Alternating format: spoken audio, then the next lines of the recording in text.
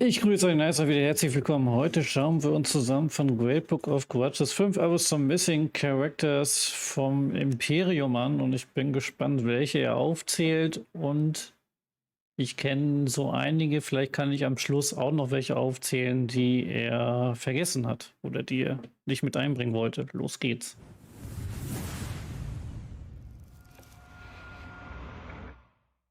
Hello everyone and welcome back to the Great Book of Grudges. My name is Nathan and today we're going to be doing another missing character video, mostly because you guys seem to really enjoy the Chaos Edition one and I want to look...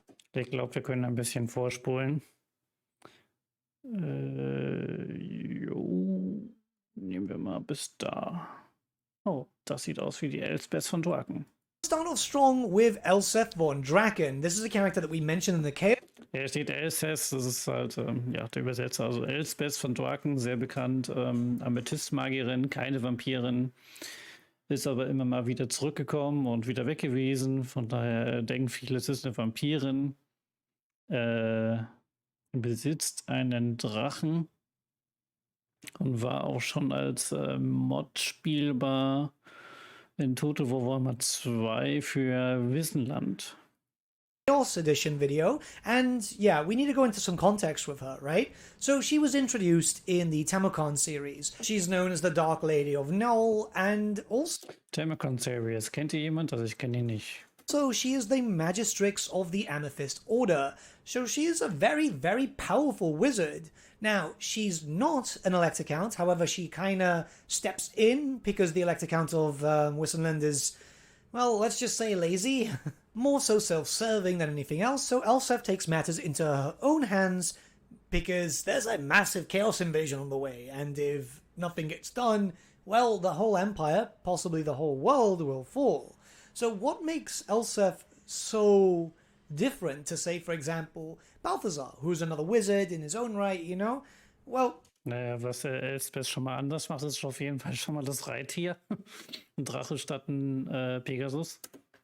Elsbeth rides atop of a Carmine Dragon, an absolutely monolithic creature, as you can see on the model in the video. Now, she's also been around for a few generations, and she doesn't look like she's aged. The thing is, many speculate that she might be something else entirely other than human. Many people seem to think she could be a sort of vampire, or hell, maybe something else, you don't know. A little spoiler alert here if you haven't read into her lore, but her character actually dies during the Tamokon series and then comes back. Young and untouched, despite the fact that she basically melted away into nothing. Ja, sie kommt halt später jung und unberührt zurück und deswegen denken viele so und ja, deswegen denken halt viele so, sie ist ein Vampir und auch schon vom Aussehen her denken viele, sie ist eine Vampirin. Aber ist nicht so. Nothingness. So this is something really, really weird. As a few years later, you know, she just returns, and it's very, very strange because stuff like this isn't really common. Some characters are able to do this, like, say, for example, Nagash, who after being killed can come back, but we don't really see this happen too often with what could be mortals, you know? Now, the lore does suggest that she does form part of the Lemurian bloodline, but no vampires, as far as I know, barring Vlad with his ring, have been able to reform after death. And we don't know exactly as to where this kind of stands, really. But one thing is actually quite certain. Despite the fact that she is quite dark in nature, she does think about the Empire. She actually is a good guy. Yeah, I know, it sounds weird, doesn't it? And yes, we have had good guys. Ein guter Kerl, ja. Sie ist natürlich auch Mitglied im Amethyst-Orden und von daher kämpft sie auch für das Imperium, ja, weil alle Magieorden kämpfen natürlich auch für das Imperium. Vampires or even... Sie haben sich quasi dazu verpflichtet. Weird entities. But yeah, she genuinely cares about the Empire. In fact, some people do believe that she should be running Wissenland instead of Countess Emmanuel, which... Ja, Gräfin Emmanuel, das ist die eigentliche Kurfürstin von Wissenland, die aber tatsächlich nur wenig Macht hat, sondern nur ihr engster Liebhaber, der hat die tatsächliche Macht. Aber dass viele jetzt denken, dass sie anstelle von Gräfin Emanuel die Kurfürstin sein sollte. Das kann ich nur bestätigen. Ja. Also ich würde sie auch jetzt besser finden als Kurfürstin, als die langweilige Gräfin Emanuel mit ihren Dutzenden Liebhabern. Yeah, you know, kind of does make a lot of sense. Now, this character is almost certain to be added in, like I said in the last video, as if Tamukon comes in and Elsef is not his rival, it will be a massive missed opportunity considering that the book is amazing, right? If you haven't read through the Tamukon book, you can find a PDF online, I think. If you're trying to find a hard copy, it's going to be like £200. Yeah, they're that rare. But it is one of the best supplements that Games Workshop have ever released. I play that campaign every so often with friends because it's that good. It's got such great theming. The story is fantastic.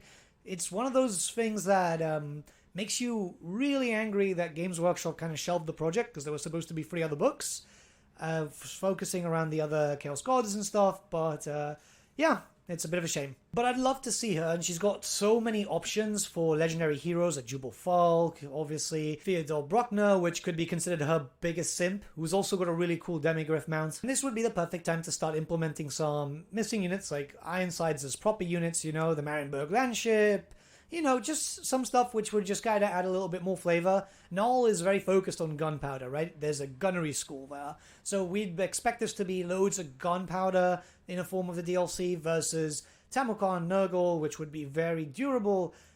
Ja, alles DLC-Spekulationen. So, you know, it'd be the unstoppable force because, you know, gunpowder is very, very strong versus the immovable Ich denke, für das Imperium werden auf jeden Fall noch DLCs kommen, also 1 auf jeden Fall. object. Plus, this would be a kind of good reason to bring in dragons for the Empire because it's kind of weird that we don't have dragons yet, you know? They actually form a little bit of part in the lore, like the Imperial Dragon and stuff, and yeah, nothing. Next, we're going to talk about Marius Leitdorf, because if you think I'm going to do an Empire video and not... Okay, Marius Leitdorf. Ich finde das Modell jetzt hier nicht so hübsch. Aber der Charakter an sich, der hat was. Der ist total bekloppt. Und er ist Kurfürst von Averland. Und auch offiziell ein legendärer Lord. Ich habe mich immer gefragt, ob CA den irgendwann noch reinbringt, und ich frage es mich auch immer noch, den Averland spielbar zu machen mit dem Kurfürsten. Warum nicht? Ich finde, das hätte was.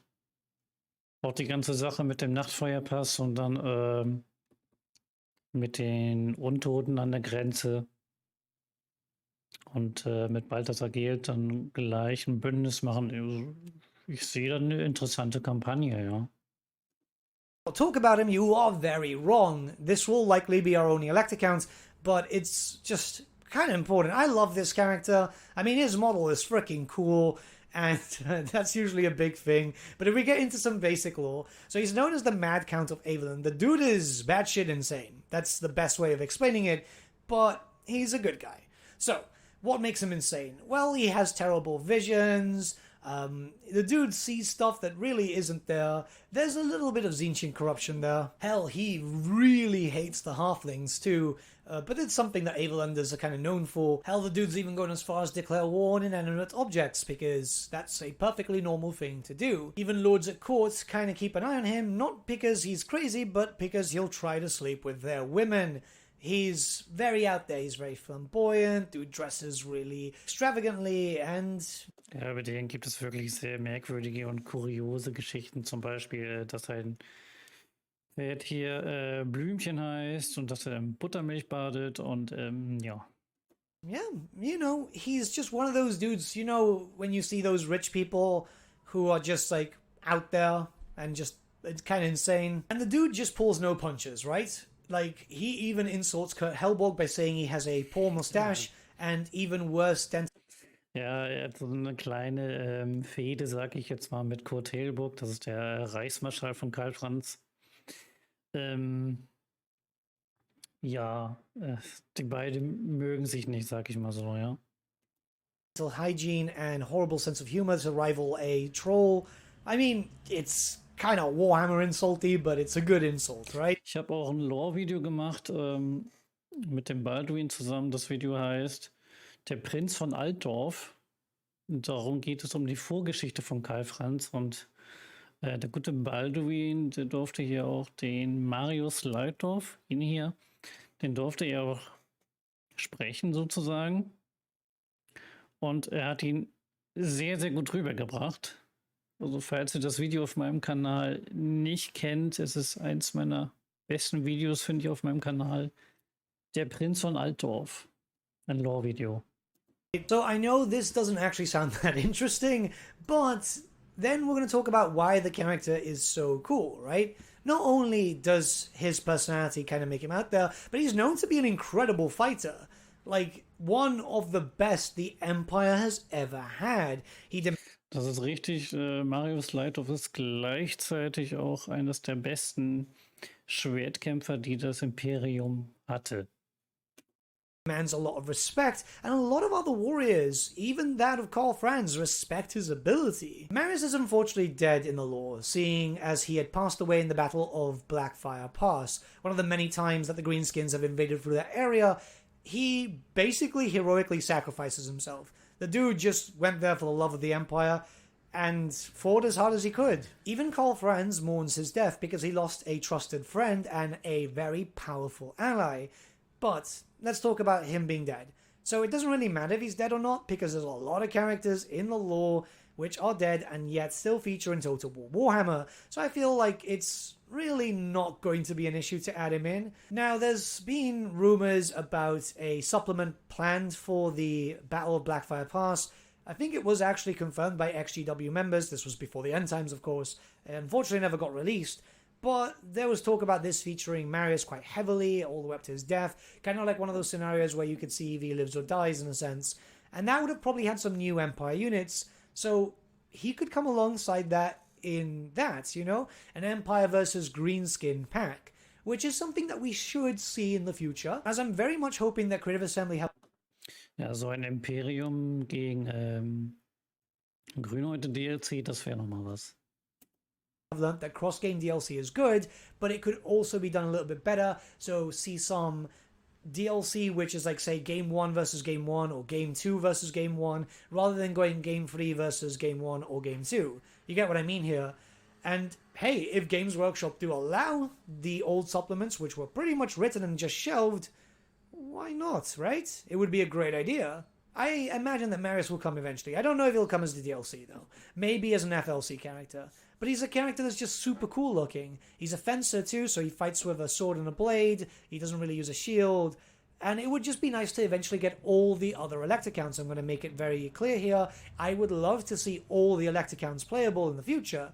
And I think a lot of people would, because you've all got your favorite Imperial provinces, let's be honest. Plus, there's so many missing characters that if I wanted to do everything missing or every character missing, we'd be here for like hours. So we're going to move on to Kurt Hellborg. And by the way... Ja, es fehlen noch wirklich sehr viele Charaktere. Da hat er wohl recht, dann würden wir hier noch stundenlang sitzen, wenn wir jetzt alle aufzählen würden von der ganzen Warhammer-Welt. So, Kurt Hellborg, der fehlt natürlich auch. Ja, wie gesagt, das ist der Reichsmarschall von Karl Franz. Er hat zusammen mit Ludwig Schwarzhelm hat er Karl Franz ausgebildet. Kurt Hellborg und Ludwig Schwarzhelm sind auch gleichzeitig sehr enge Freunde von Karl Franz. Und der gute Reichsmarschall, der hat schon so gut wie überall im Imperium gekämpft. If you haven't guessed, this video isn't on the most important characters, it's just the ones that I find really, really cool. Now, Kurt Hellborg is freaking awesome, right? So, he is the Reichsmarschall. He is the Grand Marshal of the Reichsguard. He is someone who has been fighting for the Empire for many, many years. Das wäre allerdings kein legendärer Lord, sondern eher ein legendärer Held. Weil der Reichsmarschall, ich wüsste jetzt nicht, welche Fraktion er anführen sollte, da irgendwie im Imperium. Also das ist wirklich eher ein legendärer Held, ja. Und wie hieß die erste noch? Genau, Elspeth von Draken, die wir eben gesehen haben mit den Drachen. Die, ja, die könnte man als legendäre Lord hinzufügen, wäre aber auch ein Kandidat für eine legendäre Heldin. And he has a really cool mustache to prove it. Dude's got amazing titles like Hand of Vengeance, the Emperor's Chosen Kriegmeister, and the Hammer of Chaos. And this is because he is always front and center when he is needed. Not only will he fight alongside his Reichsguard knights, but yeah, anywhere he needs to go. If the threat is there and the Emperor commands it, he will be there. He's been able to fight against pretty much anything. He's been to Kislev, he's been to Araby, he's been pretty much anywhere he was needed, and this is a character I really like because he is fiercely loyal.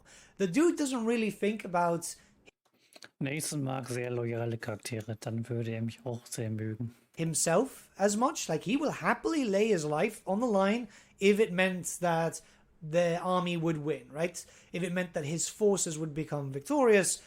But this guy just wants to protect the Empire. He wants to serve his Emperor. And, you know, it's very rare to see a good character like that, especially in the Warhammer setting where everyone is just kind of morally grey. Like, even Marius, who I spoke about before, he has a few self-serving intentions too. But this character just seems to be there. Hell, the dude is so well known that he's even got the Solon the Runefang, something that is normally there for just elect accounts. Genau, er hat auch eine Runenklinge. Mind you, Solon has been destroyed, but yeah, he has it. The model looks freaking awesome, and yeah. Ich finde, das Modell sieht besser aus als das von Marius Leitdorf. Aber ich mag beide Charaktere sehr gerne. I mean, he would likely be a legendary hero. I would love it if it was like the mods kind of have at the moment, where we could have a legendary hero that could also become a legendary lord at a toggle. So you could use him to lead the Reichsguard if needed, but also support Karl Franz and have some buffs if he's supporting Karl Franz. Kind of like a Skaven Chieftain in a sense, you know, with those types of abilities. And I think that would just be kind of cool. I think that the whole having a legendary hero that can also become a legendary lord thing would be kind of awesome, as they wouldn't have their own start position. It wouldn't make any sense. He should really be an Altdorf. But it would be kind of cool if Karl Franz had access to him. You went to a kind of convoluted quest sign or whatever, you know, with a big final battle, and then he rides in. And yeah, then you can use him however you want. If you want to use him as a lord, you can. If you want to use him as a hero, you can. Plus, he's a cool model, and, you know, cool models kind of trump anything else. I love a lot of these Empire characters. I think that they're really, really cool. We need to see more. The Empire has really gotten ignored over the years, which is weird, considering that they were the very... Also ich finde auch, dass das Imperium etwas ignoriert worden ist. Und da muss auf jeden Fall noch jede Menge Content rein. first faction that was showcased, weren't they? Well, either way, they were one of the very first factions in-game as playable, so yeah. Next, we're going to move on to Emil Valgir, the High Priest of Ulrich, which, yes, I know a lot of people are going to say, oh god, this... Der hohe Priester von Ulrich, ja gut. Den hätte ich jetzt nicht so wirklich dazu gezählt. Obwohl er zu Mindenheim wirklich zum Schluss... Ja, also er hat schon sehr gut verteidigen wollen. Hätte es ja leider nicht geschafft. Ich dachte, er zählt jetzt hier nochmal Boris Wüterich auf, aber er nimmt jetzt hier von Boris Wüterich den A. Ulrich. Okay. This is just Ulrichian version of Warhammer Grimm. And I guess, yeah, you can kind of think of it that way, but the thing... Ja, das Ding ist halt, wir haben schon so viele Priester da in der Nähe. Wir haben ja schon Konstantin von Kislev und... Ach nee, Volkmar ist ja verschoben. Vergesst, was ich gesagt habe. Is religion in Warhammer is a massive thing, right? All the churches are so drastically different, their units could be different too, and this is the big thing which we haven't really seen in Total War Warhammer just yet. It's kind of disappointing, really, where everyone feels like a Sigmarite, and that's not the case. The Northerners kind of worship Ulrich a lot. The ones in the center kind of focus around Tal, there's others which will focus around Sigmar. Just because Sigmar is the head of the Pantheon. Ja gut, aber nichtsdestotrotz ist er natürlich ein Kandidat, sowohl als FreeRC als auch als DRC. Und Binnenland allgemein ist ein ganzer Kandidat mit Boris Wüterich, weil die ganzen speziellen Einheiten, die fehlen alle für Mittelland. Die Teutongarde, die Jagdhunde, die Ritter des Weißen Wolfes, die Pantherritter, das sind alles so diese ganzen Ulrich-Sachen, die halt fehlen. Und Der Ulrich, das wäre dann in meinen Augen aber eher ein legendärer Held. Pantheon, depending where you're from, by the way, doesn't mean that he's the head of everyone, right? Email's a strong fighter. His faith is obviously very much what gives him his strength, and it's just a really cool character. He would be very much like a warrior priest. Again, very similar to that of Volkmar, but focusing on some different types of blessings. These are stuff that we've discussed in the past, as Ulrich has different blessings to Sigmar, which, you know, surprise, surprise, different gods. And, you know, we're all expecting... Also der Ulrich, der hätte natürlich ganz andere Fähigkeiten als jetzt Volkmar oder Kostaltin, ne? Weil es ist halt ein anderer Glaube. Boris Todbringer eventually, so why not an Ulrichian themed DLC, which will be with Emil too, because, well, we're not going to pay for Boris, he's already in-game, right? Think about all the missing Ulrichian units, the Knights of the White Wolf, hell, even some dog units. If you go back to the Storm of Chaos, there's a massive list of missing Ulrichian themed units, which would fit really well here. And the character wasn't really lost in the Storm of Chaos. He even features during the end times too, because, well, Middenheim and Midland in general is a big area, especially with a lot of plot points. It doesn't make sense because it's the end times, but at least the Ulrichians do get some time to shine, right? Plus, again, cool model, right? It's a very angry Santa Claus with a giant battle axe. What do you not like about that? Which I know some people would say, well, they're going to be very similar to that of the Patriarchs.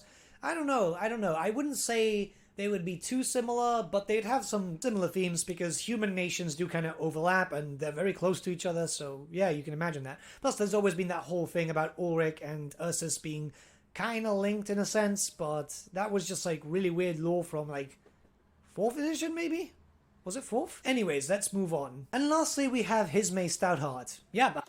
Hisme Steinhardt.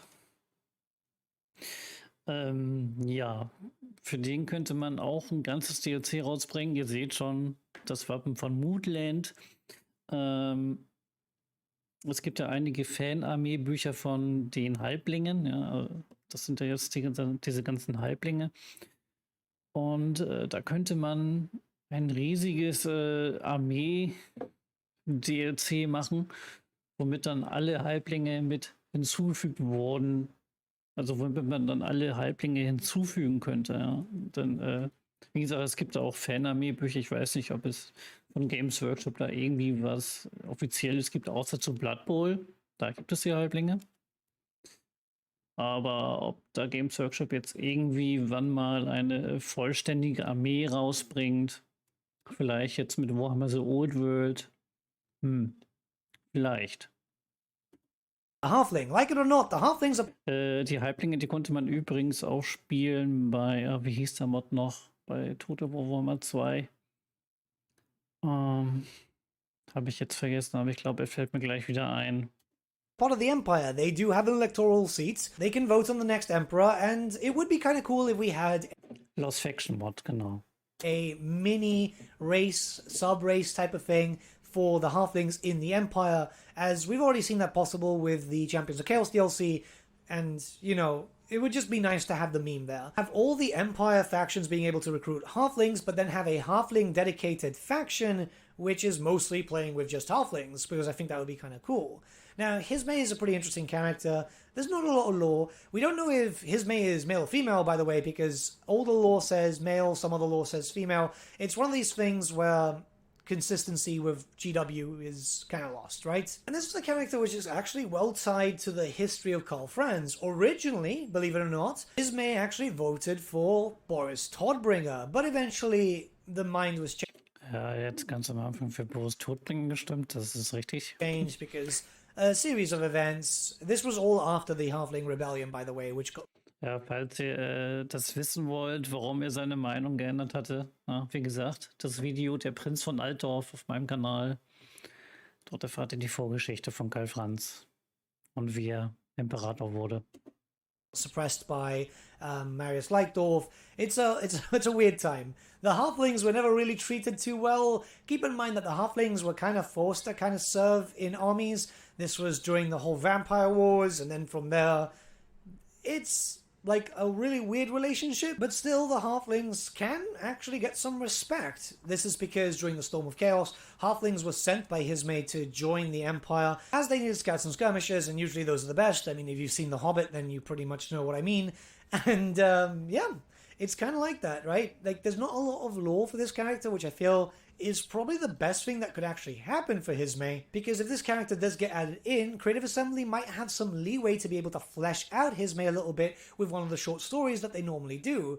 You guys might not be aware of this, but if you go into your Total War Access, there are some short stories which give you some context. There's one to give you a backstory on Lady Diaphyn, and hell, there's even a book on the Godslayer, like a prequel to the actual prequel campaign. So this would be kind of cool to have a story on the heart. Ja, es gibt sehr viele so kleine Nebenkampagnen. Halflings, just to kind of hype things up as a free ebook. I just really want Halflings. I know it's a stretch, but it would be kind of cool, and they would need a legendary lord. I wouldn't like Halflings being introduced as just a unit. They need to have a legendary lord.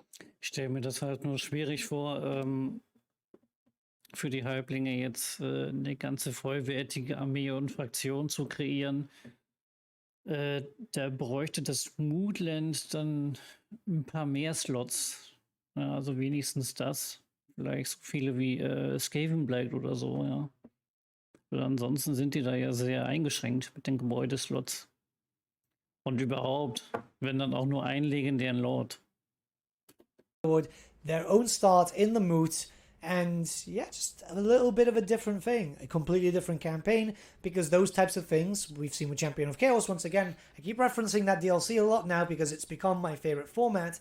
It literally brings new life to one specific faction and adds in so much replayability. So if that's done with Halflings, yeah, you'd get loads of new units and then you'd have a new campaign to play too. It'd give you loads of reason to play both campaigns, right? You could play a normal Empire one and then go for a full Halfling one. I know, Hisme is not really an awesome character, but I wanted to talk about Hisme, so we're going to talk about one more. Consider it a fake out or a happy extra.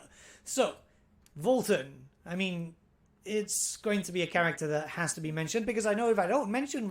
Ja, Walden sollte natürlich auch mit hinzukommen, jetzt nicht als legendärer Lord, sondern als legendärer Held. Die Reinkarnation des Sigma, so wurde er auch genannt. Hier unten seht ihr bei diesem Modell unten in der Mitte, wie er angefangen hat. Da hat er noch gegen Tiermenschen gekämpft und dann nach und nach hat er dann auch Galmaros bekommen.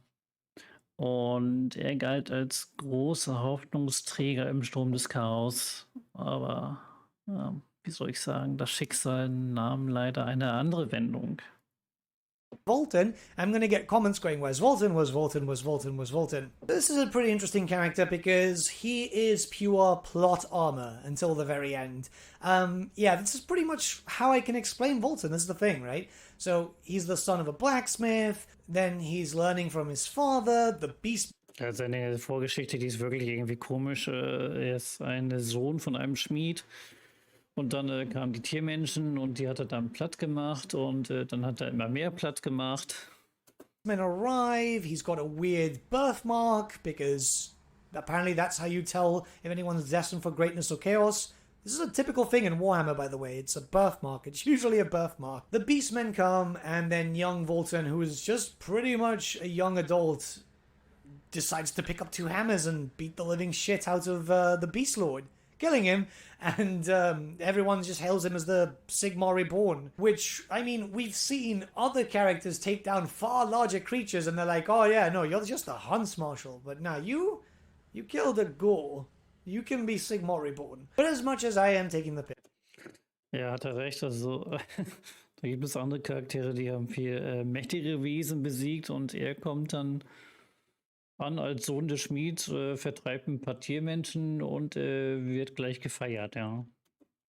Right? Volton is kind of cool, right? The Church of Sigmar is keeping an eye on him because they see him as a pretender, which, you know, fair enough, I would too. He does show up a lot during the end times, and he does show up a lot during the Storm of Chaos. He's had a few awesome models which just make him look absolutely badass, and he's a melee fighter, which I know a lot of people wouldn't be too keen on, but I don't know, Volton seems to be very popular with the fan base. I kind of just point aside from him because he just kind of feels like a Matt Ward character, if that makes sense. very Mary Sue-y, but yeah, like he does badass things, right? He fights front and center. He'll happily be at the front line if he so needs. Hell, during the end times, he kills he kills Crom the Conqueror, he kills Wolfric, he kills a few other characters. Like, this guy is built to do damage, so I guess that's why he's so popular. Yeah, he's pretty cool, I must say. If I'm going from a story perspective, I don't really like him because I don't like the Mary Sues. However, if I'm looking at the miniatures, I'm thinking, really, I would love to see that in Total War because he looks freaking awesome. It would be kind of nice if you saw, like, all three of his different armor sets in the game, so you could unlock them as skill points, kind of like you would do with mount options. Might be fun. I don't know. There's a lot of missing Empire characters. These are just the ones. Die Rüstung hat Walten übrigens von den Zwergen und das Pferd war von den Elfen. Ich glaube, das war sogar das Pferd von Tekles, wenn ich mich recht erinnere.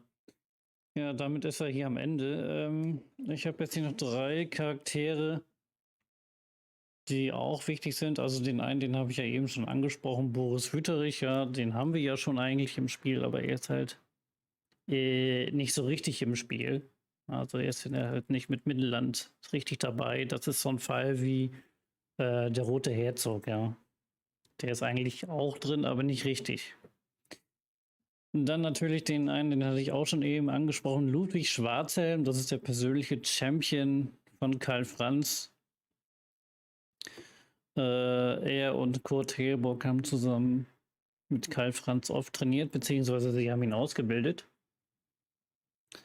Und dann haben wir hier noch Lussa Hus. Das ist ein sehr legendärer Priester des Sigmar, der aber gleichzeitig die Kirche des Sigmar für ihren Reichtum kritisiert. Also so gesehen wie eine Nachmachung von Martin Luther.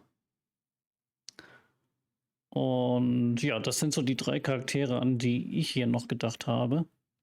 Ansonsten hat er hier gute aufgezählt, die auf jeden Fall auch ihren Wert haben, ins Spiel reinzukommen.